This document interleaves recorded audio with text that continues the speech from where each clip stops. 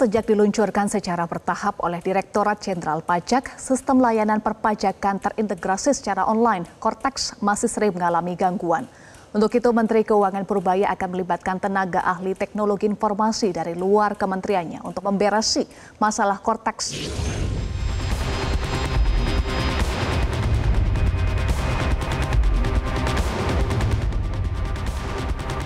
Pemerintah terus berusaha memulihkan layanan sistem pelaporan dan pembayaran pajak. Direktorat Jenderal Pajak telah mengganti sistem pembayaran pajak yang lama dengan platform baru bernama Kortex pada Januari 2025. Namun, bukannya memberikan kemudahan, Kortex justru menimbulkan banyak keluhan dari para pengguna. Menteri Keuangan Purbaya Yudi Sadewa menilai masalah Kortex bukan sekedar hambatan biasa, melainkan sudah menjadi isu fundamental dalam pelayanan perpajakan. Ia menyayangkan bahwa sistem yang begitu krusial masih menghadapi persoalan teknis berulang. Purbaya pun menegur langsung Dirjen Pajak Bimo Wijayanto. Pajak ya. Kemudian Kortex. Jadi saya minta Dirjen Pajak untuk tulis. Di sini nggak ada Kortex. Apa nggak ditulis?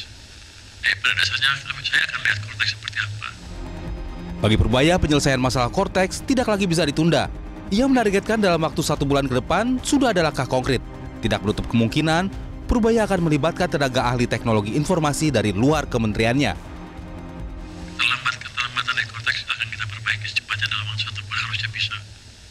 Itu IT, produknya IT. Nanti saya bawa jago-jago IT dari luar yang bisa memperbaiki itu dengan cepat. Sementara itu, Direktur Jenderal Pajak Bimo Wijayanto menambahkan pihaknya saat ini secara aktif memperbaiki sistem Kortex. Kami sedang tahap stabilisasi dan semakin sempurna. Perbaikan dilakukan bertahap supaya jangka panjangnya lebih handal. Insya Allah nanti handover di Desember 2025 bisa smooth. Ketua Komisi 11 DPR RI Muhammad Misbakun mendukung langkah Kementerian Keuangan. Menurutnya, perbaikan sistem inti administrasi perpajakan atau Kortex merupakan momentum penting modernisasi pajak nasional. Langkah ini merupakan sinyal kuat bahwa pemerintah serius memastikan pelayanan pajak berbasis digital menjadi andal dan ramah bagi wajib pajak. Namun, tidak demikian menurut Direktur Riset Keamanan Siber Pratama Persada. Ia menilai sangat beresiko jika Purbaya mendatangkan pihak luar untuk memperbaiki Kortex. Selain itu, Pratama menilai Kortex yang memakai anggaran lebih dari 1 triliun rupiah adalah kesalahan desain sejak awal. Pernyataan Menteri Keuangan untuk mendatangkan ahli IT asing untuk memperbaiki sistem Kortex menurut saya perlu dikaji ulang.